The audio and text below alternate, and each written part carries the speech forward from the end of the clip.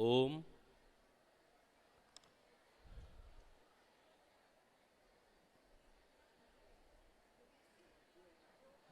आप लोग अपने स्थान पर खड़े हो जाएं।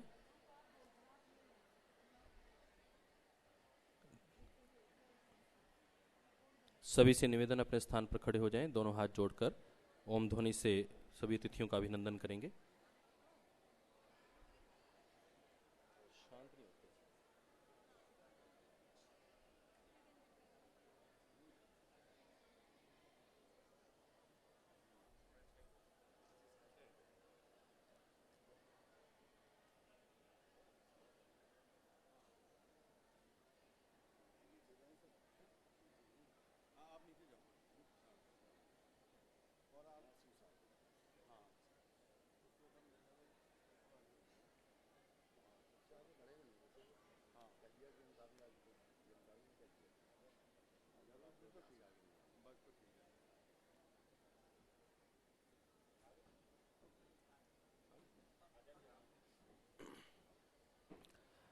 श्रद्धेय वंदनीय पूजनीय स्वामी जी महाराज, श्रद्धेय आचार्य श्री और नेपाल राष्ट्र के माननीय प्रधानमंत्री महोदय मंच पर पधार रहे हैं। ओम ध्वनि से उनका अभिनंदन और स्वागत करेंगे। ओ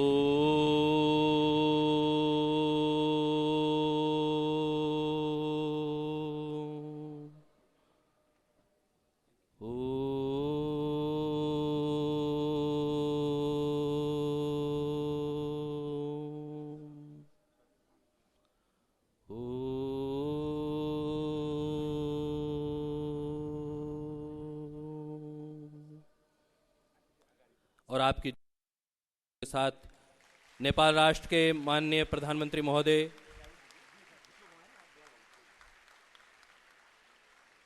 और ये ध्वनि लगातार चलती रहे।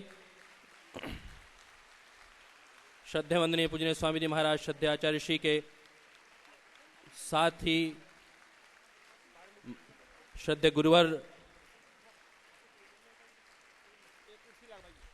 हिमालय पर्वत श्रृंखला से अमृत समान जल लेकर जन जन को पवित्र और पावन करने वाली मां गंगा के पावन तट पर पतंजलि योग पीठ में सैकड़ों वेद पाठी ब्रह्मचारी और उनकी यह तपस्थली पतंजलि योग पीठ में हम सब आपका हार्दिक स्वागत और अभिनंदन करते हैं। और मैं निवेदन करता हूं माननीय प्रधानमंत्री महोदय से कि वह आज के सत्र का शुभारंभ दीप प्राकट्य से करें। श्रद्धेय आचार्य श्री, श्रद्धेय स्वामी जी महाराज, पूज्य गुरु जी, दीप प्राकट्य से भारतीय वैदिक संस्कृति का ये परिचायक और भारत का नेपाल से सभी बैठेंगे अपने स्थान पर।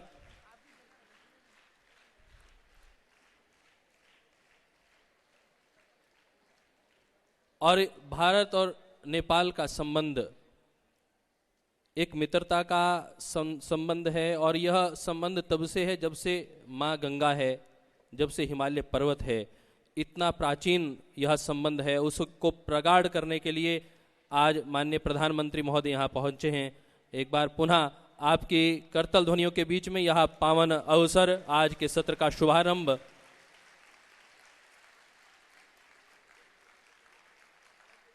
भारतीय योग, अध्यात्म, दर्शन और संस्कृति को पूरे विश्व पटल पर स्थापित करने वाले श्रद्धेय वंदनीय स्वामी जी महाराज, भारतीय आयुर्वेद को विश्व पटल पर स्थापित करने वाले श्रद्धेय आचार्य श्री और ममता और प्रेम और करुणा की प्रतिमूर्ति माता सीता देवी दाहाल जी, उनसे भी निवेदन, वहां भी आएंगी।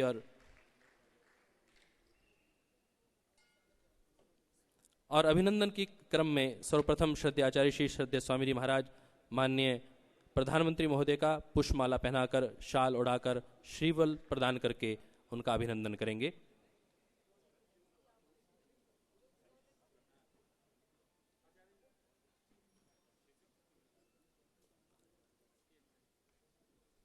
अपने यशस्वी, अखंड, प्रचंड नेतृत्व से नेपाल राष्ट्र की गौरवशाली संस्कृति को विश्व पटल पर स्थापित करने वाले कर्मयोगी जननायक नेपाल राष्ट्र के माननीय प्रधानमंत्री जी का हम स्वागत करते हैं। पतंजलि योगपीठ परिवार की ओर से अभिनंदन करते हैं। श्रद्धेय स्वामी जी महाराज, श्रद्धेय आचार्य श्री और श्रद्धेय गुरु जी शाल उड़ाकर अभिनंदन करेंगे, श्रीफल प्रदान करके अभिनंदन कर रहे हैं।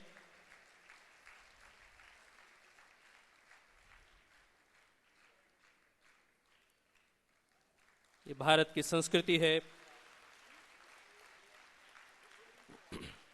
ममता, प्रेम और करुणा के प्रतिमूर्ति माता सीता देवी दाहाल जी का भी पूरे संगठन की ओर से अभिनंदन आदरणीय बहन डॉक्टर सुमन जी कर रही हैं।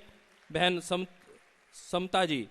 समता महतो जी माता जी का पुष्पगुच्छ प्रदान करके अभिनंदन करते हुए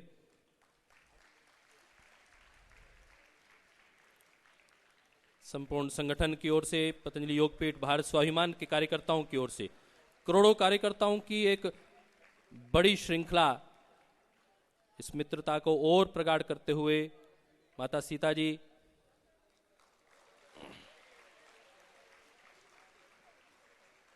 माननीय श्री रमेश लेखक जी, परिवहन मंत्री नेपाल राष्ट्र हमारे मध्य में हैं। पूज्य स्वामी जी महाराज से श्रद्धाचार्य से निवेदन करूंगा कि उनका भी पुष्पगुच्छ प्रदान करके शाल और श्रीफल देकर उनका अभिनंदन करते हुए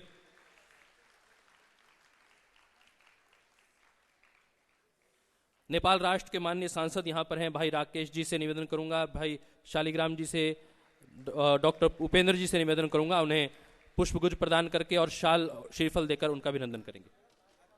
माननीय राजदूत, भारत के राजदूत जो नेपाल में भारत के इस मित्रता को प्रगाढ़ कर रहे हैं, श्री रंजीत रे जी हमारे मध्य में हैं, उनका श्रद्धाचार्य से अभिनंदन कर रहे हैं माल्यार्पण के द्वारा।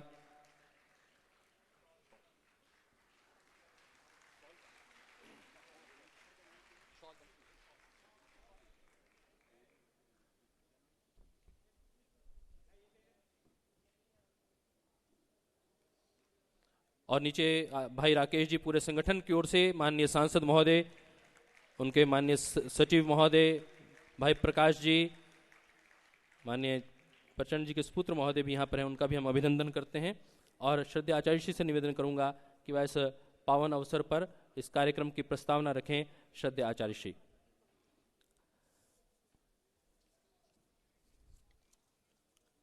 भारतीय चिकित्सा पद्धति आयुर्वेद को संपूर्ण विश्व में स्थापित करने वाले करोड़ों भारतीयों की आशा एवं विश्वास के प्रतीक कर्मयोगी श्रद्धेय आचार्य बालकृष्ण जी महाराज, जिन्होंने 50,000 वनौषधियों पर शोध कर उनका नामांकन करना, विश्व हर्बल एनसाइक्लोपीडिया का निर्माण किया है, ऐसे कर्मयोगी को हम सब की ओर से अभिनंदन करते हैं, प्रणाम करते हैं, वंदन करते हैं।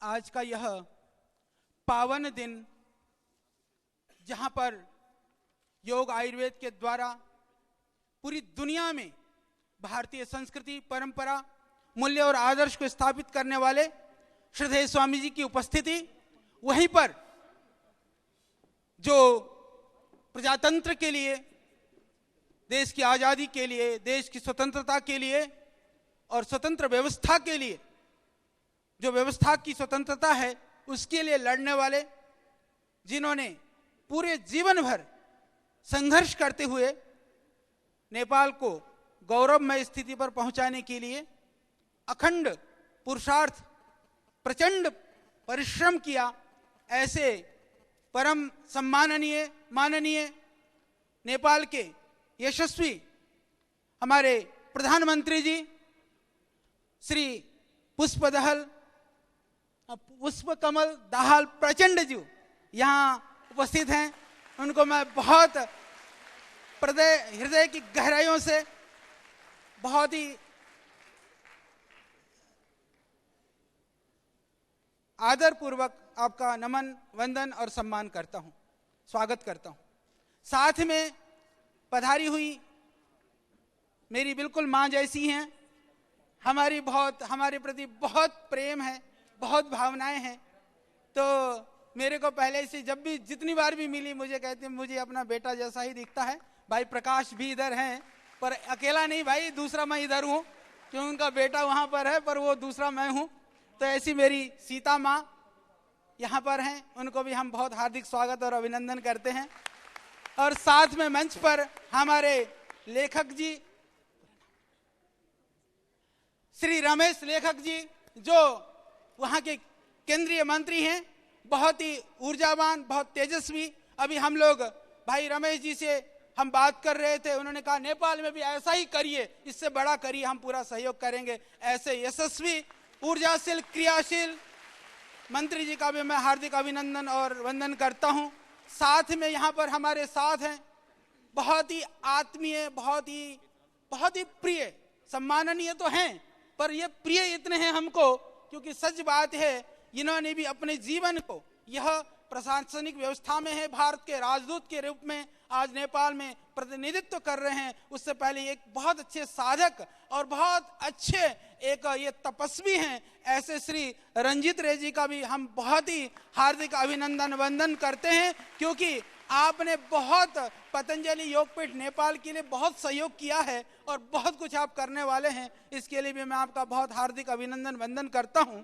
और मंच के सामने जो हैं हमारे माननीय सांसद वर्ग, जितने भी वहां के प्रतिष्ठित सांसद हैं, आप सभी का मैं बहुत ही हृदय से, बहुत भावना से आपका हार्दिक अभिनंदन और स्वागत करता हूं। हमारे कार्यकारी राजदूत नेपाल के भाई कृष्ण जी को भी मैं बहुत, कृष्ण ढकाल जी को भी बहुत हार्दिक अभिनंदन करता हूं।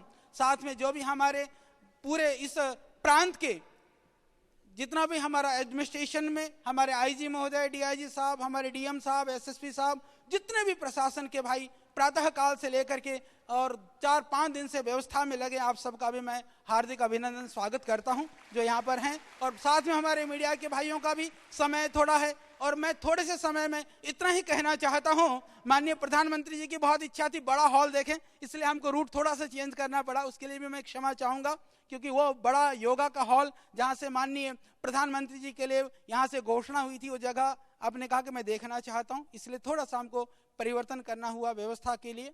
और मैं इतना ही कहना चाहता हूं, प्रधानमंत्री जी आपने देखा सारी नेपाल की जड़ी बूटियां यहां से प्रोसेस होती हैं, तो प्रोसेसिंग यूनिट के लिए भाई हमारे साथ में आए उपेंद्र महतो जी, उनके प्रयास से वहां पर वीरगंज में एक बड़ी यूनिट लगी हुई है। अब वहां से भी प्रोसेस होगा और भी जड़ी बूटियों को उगाने के लिए आप बड़ा कार्य करें, जो आप आदेश करेंगे हम करने को तैयार हैं। इसके अतिरिक्त दूसरी बात मैं कहना चाहता हूं, श्रद्धेय स्वामी जी ने कहा है कि जिन भी कंट्रियों में आर्थिक रूप से जो समृद्धशाली कंट्री नहीं है, वहां काम करके यदि वहां से कोई संसाधन जनरेट होता है तो सारे संसाधनों को हम उसी देश के विकास के लिए और निर्माण के लिए लगाएंगे। ये श्रद्धेय स्वामी जी का संकल्प है। तो एक बड़ी भावना के साथ में और जो जड़ी बूटियां यहाँ आएंगी, क्योंकि नेपाल के विषय में आप जानते हैं सांस्कृतिक रूप से कोई विभेद नहीं है, पर उससे बड़ी बात यह है कि आज भारतवर्ष के करोड़ों करोड़ों लोग आयुर्वेदिक औषधियों के द्वारा स्वास्थ्य लाभ प्राप्त कर रहे हैं, तो उसमें बहुत बड़ा योगदान नेपाल का है। वहां की जड़ी बूटियां वो नेपाल को भी स्वास्थ्य दे रही हैं और भारत को भी स्वास्थ्य प्रदान कर रही हैं। तो ये जड़ी बूटियों का कार्य आयुर्वेदिक कॉलेज नेपाल में स्टार्ट होने जा रहा है, उसके लिए भी आपकी सहयोग की आवश्यकता है। आचार्य कुलम विश्वविद्यालय, बहुत सारी गतिविधियां वहां प्रारंभ होने वाली हैं। ये अटूट मैत्री भगवान श्री राम के जमाने में माता सीता जो जानकी माँ वो भारत से थी और नेपाल से थी और भारत से भगवान श्री राम थे, और मेरी जानकी माता को आपने नेपाल में ले लिया है, तो भारत के लिए भी आप ज्यादा सोचते हैं, ज्यादा करते हैं। तो इसीलिए यह अटूट मैत्री प्राचीन काल से लेकर अब तक अखंड है, वो हमेशा अखंड बना रहेगा, क्योंकि सबसे जो बड़ी निकटता होती है वो सांस्कृतिक निकटता होती है। राजनीतिक सीमाएं व्यवस्था के लिए होती हैं, परंतु सांस्कृतिक जो निकटता होती है वो दिल से होती है, भावना से होती है और वो संवेदनाओं से जुड़ा होता है। वो अखंड इसी तरह से प्रचंड रूप में बना रहेगा। तो आपका पुनः मैं बहुत हार्दिक अभिनंदन करता हूं, स्वागत करता हूं, और इस अभियान को दोनों राष्ट्र को जोड़ने का जो दायित्व आपने लिया है, इसका एक व्यापक रूप पूरे भारतवर्ष में, पूरे नेपाल वर्ष में दिखाई दे, और आपके प्रचंड पुरुषार्थ से नेपाल की जो गौरव है वह भी प्रतिष्ठापित हो, और भारतीयों के मन में भी जो संस्कृति के लिए जो कार्य देख करके वह भी आपके प्रति गौरवान्वित हो, गौरव महसूस करें। मैं ये चाहता हूं, आज श्रद्धेय गुरुदेव भी यहाँ पर हैं, आचार्य श्री का भी आपको आशीर्वाद है और हमारे सभी वरिष्ठ जन हैं। तो क्योंकि समय थोड़ा है, मैं पुनः आपका हार्दिक अभिनंदन वंदन करते हुए और आप ही को ही ये माइक सौंपता हूं। आप अपने उद्बोधन से, हाँ पहले आप बोल दोगे, ठीक है। श्रद्धेय स्वामी जी आशीर्वाद प्रदान करेंगे, फिर उसके बाद में प्रधानमंत्री जी का उद्बोधन, इसके अतिरिक्त सबका फिर यहाँ से विदाई समारोह। ओम बोले भारत माता की, नेपाल आमा को। ये दोनों जय हम बोलते। वैसे भी भारत माता और नेपाल आमा, वहां हमारी सीता माता, तो हमारा ये जो नाता है ये तब से है अभी प्रचंड जी बात कर रहे थे, बोले मैं कल बोल रहा था दिल्ली में कि जब से दुनिया में दस्तावेजों को संग्रहित करने की परंपरा नहीं है, तब से भारत और नेपाल की मैत्री की परंपरा है, एकत्व की परंपरा है, सह अस्तित्व की परंपरा है, बंधुत्व की परंपरा है। और वैसे हम तो अखंड प्रचंड शब्द का बहुत प्रयोग करते हैं कि हमारे भीतर श्रद्धा अखंड रहे, पुरुषार्थ प्रचंड रहे। मैं माननीय नेपाल को प्रधानमंत्री प्रचंड जी वहां को टोली लाई हार्दिक स्वागत कर दो छु। इतनी नेपाली तो मुझको भी आती है। हम ने गुरुकुल में पढ़ते समय नेपाली भाषा का अध्ययन किया था। और वैसे भारतीय भाषा की सूची में नेपाली भी एक भाषा है। भाषा की, लैंग्वेज की कोई बाउंड्री नहीं है और संबंधों की तो कोई सीमा होती ही नहीं है। हमारे भीतर तो एक अखंड एकत्व है और मुझे ये बहुत प्रसन्नता है ये कहते हुए, आदरणीय प्रचंड जी कितना श्रद्धा रखते हैं पतंजलि योगपीठ के प्रति, कितना गौरव देते हैं पतंजलि योगपीठ को, उसका यह भी एक जीवंत उदाहरण है कि आदरणीय प्रचंड जी आदरणीय प्रधानमंत्री जी से मिले, मोदी साहब से, आदरणीय राजनाथ जी से मिले, फिर जो एक डेलीगेट साथ आए थे उनके साथ एक मीटिंग हुई। और यदि कोई सार्वजनिक स्थान पर कोई एकमात्र कोई कार्यक्रम किया तो वह पतंजलि योगपीठ में ही हुआ है। तो समय का बहुत अभाव था, कल वहां नेपाल में एक विशेष आयोजन है इसलिए यहां प्रस्थान करना है। और मैं लगभग 20 वर्ष पहले भी नेपाल गया था और 2 दशकों से यह हमारी यात्रा इतनी गहरी पहुंच गई है जैसे हिंदुस्तान का बच्चा बच्चा हमको जानता है। हो सकता है यहाँ तमिलनाडु केरल में कुछ लोग ना भी जानते हों, कुछ थोड़ी बहुत संख्या ऐसी हो सकती है, लेकिन नेपाल के छोटे बच्चे से लेकर के बड़े तक कोई भी एक आदमी नहीं मिलेगा जो हमसे प्रेम ना करता हो। इतना एक अखंड प्रेम है पूरे नेपाल देश का। और उसी भावना के अनुरूप जैसे श्रद्धा आचार्य ने कहा, जैसे हम भारतवर्ष में सेवा के अनेक कार्य कर रहे हैं, मैं आदरणीय प्रधानमंत्री जी की पावन उपस्थिति में और हमारी श्रद्धामयी सीता माता जी की इस दिव्य गरिमामयी उनकी निश्रा में पूज्य गुरुदेव श्रद्धा आचार्य श्री, हमारे रमेश जी और रे साहब, हमारे यहाँ रणजीत जी है, इन सभी की उपस्थिति में एक बात कहता हूं कि जैसे जो जो सेवा के काम हम भारतवर्ष में कर रहे हैं वही सेवा के काम हम नेपाल में भी बड़े पैमाने पर आगे और करेंगे। जैसे यहां पर अभी एक फूड पार्क देख के आए तो आदरणीय प्रचंड जी के हृदय में बहुत ऊंचे भाव जग रहे थे कि ये तो एक बहुत बड़ा आध्यात्मिक साम्राज्य है, सेवा का साम्राज्य है, ये भगवान का साम्राज्य है। स्वामी जी ऐसे ही कुछ नेपाल में भी करो।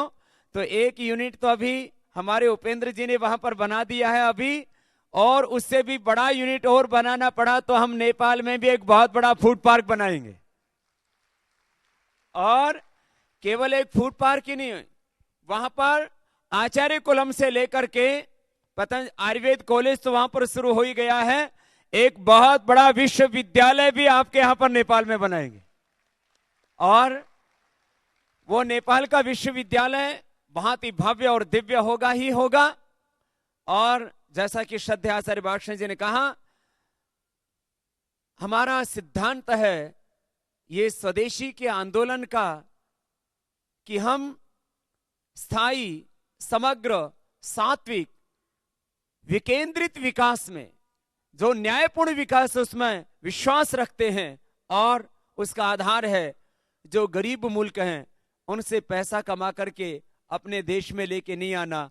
तो हम जो भी नेपाल में जो भी प्रोडक्शन यूनिट लगाएंगे वहां का जो भी प्रॉफिट होगा वो 100% नेपाल के लोगों की सेवा में ही लगेगा। एक भी रुपए हम भारत में लेकर के नहीं आएंगे, बल्कि यहां से कुछ वहां सेवा में लगाएंगे।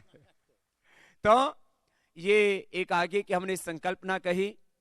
जैसे यहां वेद के मंत्र गुंजायमान हो रहे थे, तो हमारे प्रचंड साहब भी बोल रहे थे, जननी जन्मभूमि से स्वर्गादपि गरी ऐसे। वैसे भीतर से इनके अंदर संस्कृत और संस्कृति बहुत गहरी घुसी हुई है और बहुत इनका गहरा विश्वास है अपनी जो वैज्ञानिक परंपराएं हैं उनके प्रति।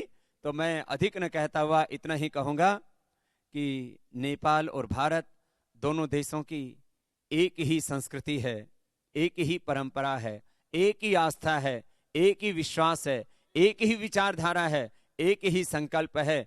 राजनीतिक सीमाएं दो हो सकती हैं, लेकिन हम दोनों देशों की आत्मा एक है और वो शाश्वत है और वो युगों युगों से है। वो मर्यादा पुरुषोत्तम श्री राम और माता सीता से के पहले से भी है, आज भी है और आगे भी रहेगी। ऐसे हम इस विश्व बंधुत्व सह अस्तित्व और एकत्व की उपासना करने वाले हम एक दूसरे के साथ मिलकर के आगे बढ़ेंगे और पूरे विश्व में भारत और नेपाल की मैत्री वह अपने आप में एक आदर्श है, उसको और एक विश्व कीर्तिमान आदरणीय प्रचंड जी के मार्गदर्शन में मिलेगा। और हमारा तो ये दिल से एक संकल्प है, हमारी भगवान से प्रार्थना भी है कि नेपाल राष्ट्र पूरी दुनिया का एक सर्वश्रेष्ठ आध्यात्मिक राष्ट्र, एक समृद्ध राष्ट्र, एक आदर्श राष्ट्र आपके नेतृत्व में बने। ऐसे हम भगवान के चरणों में प्रार्थना करते हैं और बहुत जल्दी हम नेपाल में भी आएंगे और वहां पर भी और सेवा के कार्यों को गति देंगे। एक बार मैं पुनः पूरे पतंजलि योग पीठ परिवार की ओर से और 125 करोड़ हिंदुस्तानियों की ओर से आदरणीय प्रचंड जी का प्रचंड अभिनंदन करते हैं, उनको बहुत बहुत प्रणाम करते हैं, उनका स्वागत करते हैं और वो अपने मार्गदर्शन से, अपने आशीषों से सबको अनुग्रहित करें। ऐसे प्रचंड जी से हम प्रार्थना करते हैं।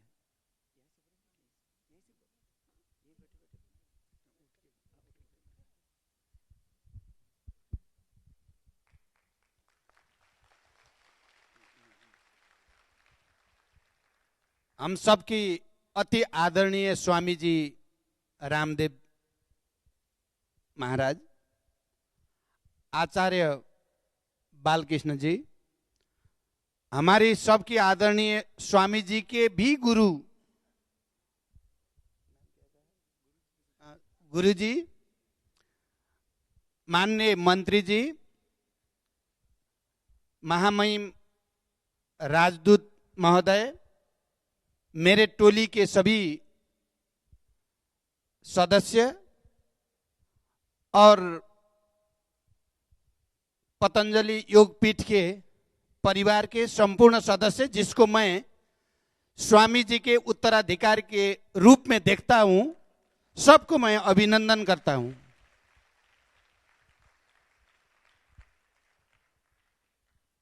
वैसे तो मैं स्वामी जी का योग की चर्चा के बारे में, उनका कंट्रीब्यूशन, योगदान के बारे में अच्छी तरह से जानता था, थोड़ा मैं उसका प्रयोग भी करता था, करता भी हूं अब भी। लेकिन ये योग की परंपरा को आधुनिक विज्ञान और उत्पादन से जोड़ के इतनी बड़ी फैक्ट्री लगाने की प्रक्रिया मैंने नहीं देखा था।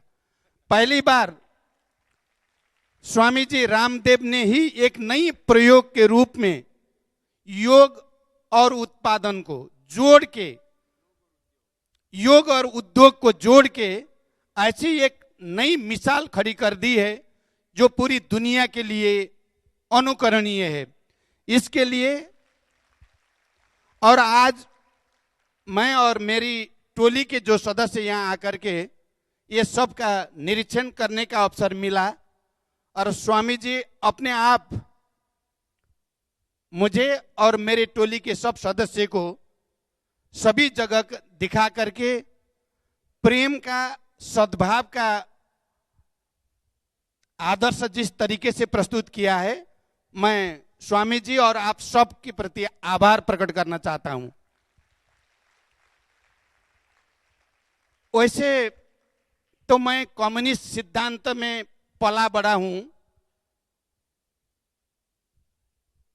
स्वामी जी मुझे कहते हैं कम्युनिस्ट तो सच्चे कम्युनिस्ट तो मैं बन गया, स्वामी जी ही बन गए। व्यक्तिगत जीवन में संपूर्ण रूप से त्याग और सामाजिक रूप से समृद्धि की जो मिसाल उन्होंने खड़ा किया है, वो असल में एक आदर्श समाज की जो परिकल्पना मानव जाति करते हैं उसके एक उच्चतम रूप यहाँ उनके प्रयोग में दिखाई देता है।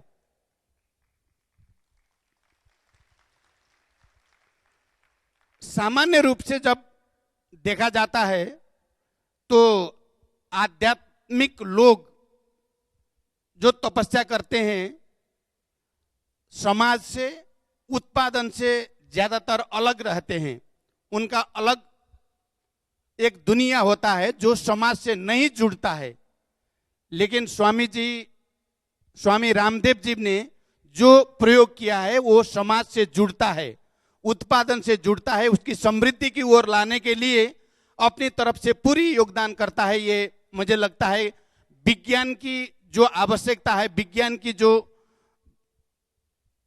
सिद्धांत है उसको अध्यात्म से जोड़ के एक नई प्रयोग, एक नई मिसाल स्वामी जी ने खड़ा किया है। उसके लिए भी मैं उनको हृदय से सम्मान करना चाहता हूं। और मैंने यहाँ पे जो देखा, कहीं भी अंधविश्वास की, कोई रूढ़िवाद की, कोई पंथ की कोई गंध नहीं आती है। यहाँ संपूर्ण रूप से मानव सेवा की, समृद्धि की और विज्ञान की प्रयोग दिखाई दिया। इसके लिए भी मैं स्वामी जी और आप सबको धन्यवाद देना चाहता हूं, सम्मान करना चाहता हूं, अभिनंदन करना चाहता हूं। ये बात सही है कि नेपाल में हम एक राजनीतिक प्रक्रिया से गुजर रहे हैं, हम एक राजनीतिक स्थिरता हासिल करने की कोशिश कर रहे हैं और ये राजनीतिक स्थिरता हमें आर्थिक समृद्धि की ओर ले जाना चाहिए। इसी के लिए हम यहाँ भारत में जिस तरीके से आर्थिक समृद्धि की ओर ये समाज पूरा आगे बढ़ रहा है, यहाँ की अनुभव से शिक्षा लेकर के हम नेपाल में भी समृद्ध समाज निर्माण की कोशिश कर रहे हैं। आज मैंने जो अवलोकन यहाँ पे किया और स्वामी जी ने व्यक्तिगत तौर से मुझे जिस तरीके से प्रेरित किया है, मैं विश्वास दिलाना चाहता हूं कि नेपाल में ऐसा ही एक उत्पादन की, क्योंकि जड़ी बूटी का वो जखीरा मुझे दिखाया गया जो नेपाल से आया है। इतना ज्यादा पैमाने पर, इतना ज्यादा मात्रा में जड़ी बूटी नेपाल से आता है, तो अगर नेपाल में ही ऐसा फैक्ट्री होता तो नेपाली जनता के समृद्धि के लिए, और स्वामी जी ने कहा आप लगाइए वो वहीं से आएगा, तो मैं ये विश्वास दिलाना चाहता हूं कि आगे जाकर के मेरी पूरी कोशिश होगी और मुझे सफलता के लिए जो शुभकामनाएं दी गई है उसके लिए भी मैं आभार प्रकट करना चाहूँगा। हमारे दो देश के संबंध के बारे में स्वामी जी ने जिस गहराई से बताया बिल्कुल सही है। हमारा संबंध इतिहास जितना पुराना है उतना ही पुराना हमारा संबंध है। इसको कोई, मैंने कल ही एक सभा में दिल्ली में भी बोला था कि नेपाल और भारत के जनता के बीच के जो संबंध की धरातल है, सरकार तो आता है, सरकार जाता है, लेकिन जनता के बीच के संबंध की ये धरातल कोई हिला नहीं सकता। इसलिए इतना मजबूत हमारा संबंध है। हमारी भूगोल, हमारा इतिहास, हमारा संस्कृति, हमारा परंपरा, हमारा आर्थिक क्रियाकलाप सब हमको इस तरीके से जोड़ के रखता है कि कोई भी ताकत उसको हिला नहीं सकता। हम इतने नजदीक है, इतने नजदीक होने के नाते कभी कभी छोटे मोटे विषयों में बहस भी होता रहता है, लेकिन हमारी संबंध के आधार इतने मजबूत है कि वो छोटे मोटे बहस हमारी संबंध की ऐतिहासिकता को, इसके गहराई को, इसके सगरमाथा जैसे इसके ऊंचाई को कम कोई भी नहीं कर सकता। ये विश्वास में मैं प्रकट करना चाहूंगा। इस समय मेरी भारत भ्रमण दो देश के संबंध में एक नई विश्वास की धरातल खड़ा करना था। मैं बहुत खुशी होकर के नेपाल वापस जा रहा हूं। आज मेरी प्रधानमंत्री मोदी जी से दिल से बात हुई है, खुल के बात हुई है और संबंध की नई धरातल खड़ा करने की एक प्रतिबद्धता और संकल्प हम दोनों ने किया है। और आने वाले दिन में दोनों देशों को आर्थिक समृद्धि के लिए मिल के काम करने की एक नई संकल्प की आधारशिला खड़ा हुआ है। दूसरे जितने पार्टी और नेताओं से, बुद्धिजीवियों से, यहाँ के व्यवसायियों से जिस तरीके से मेरी अंतर्क्रिया हुई, बातचीत हुई है, मैं सोचता हूँ, मैं जब भारत आने की बात थी तो मैंने इसको एक चुनौती के रूप में और एक अवसर के रूप में देखा था। लेकिन जब मैं वापस जा रहा हूँ तो बड़े उत्साह के साथ, बड़े खुशी के साथ नेपाल भारत संबंध के एक नया आयाम खड़ा हुआ है, वो विश्वास के साथ मैं जा रहा हूं। और अंतिम में ये पतंजलि योगपीठ जैसे एक आदर्श संस्था को इस पब्लिक प्रोग्राम में मुझे जिस तरीके से प्रेम प्रकट किया गया, विश्वास प्रकट किया गया और सम्मानित किया गया, इसके लिए फिर एक बार स्वामी जी के प्रति मैं नतमस्तक मानता हूं और सभी पतंजलि योगपीठ के परिवार के प्रति आभार प्रकट करते हुए मेरी दो शब्द यही अंत करता हूं। धन्यवाद, अभिवादन। तो एक बार जोरदार अभिनंदन आदरणीय प्रचंड जी का पूरे पतंजलि योगपीठ परिवार की ओर से, पूरे भारत की ओर से। और इनमें जो उत्साह है, ये तो स्वभाव से ही योद्धा व्यक्ति है लड़ने वाला महापुरुष है और देश के लिए, धर्म के लिए, संस्कृति के लिए, परंपराओं के लिए, सत्य के लिए, न्याय के लिए एक योद्धा की तरह उन्होंने पूरा जीवन बिताया है।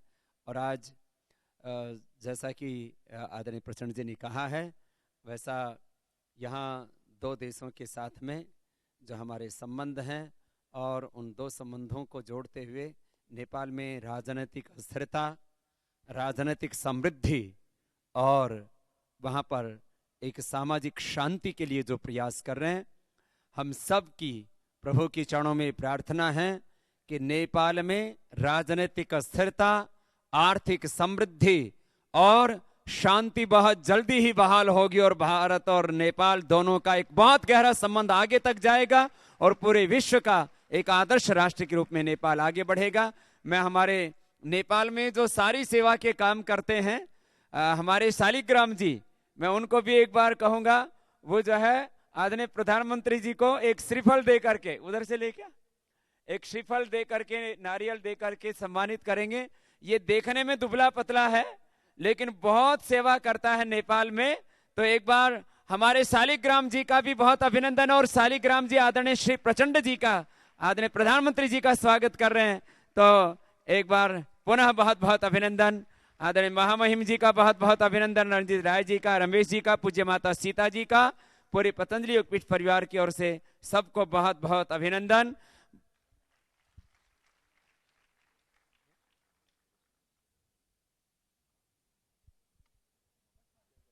तो एक बार पुनः हम सबको प्रणाम करते हुए और नेपाल से जो पूरा शिष्टमंडल आया हुआ है, एक बार सभी खड़े होकर के सबकी हम यहाँ भावपूर्ण विदाई करते हैं।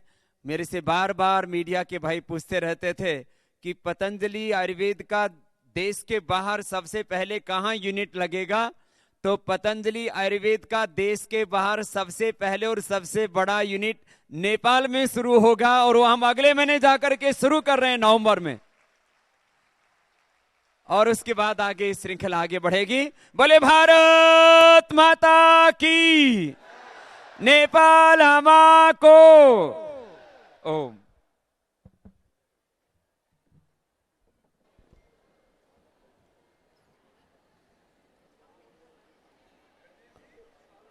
माननीय प्रधानमंत्री नेपाल और उनके शिष्टमंडल का सबकी ओर से गरिमामयी अभिनंदन और विदाई देते हुए हमारे सभी साथी, और यह आपकी पावन उपस्थिति, अनुशासित उपस्थिति अभी बनी रहे।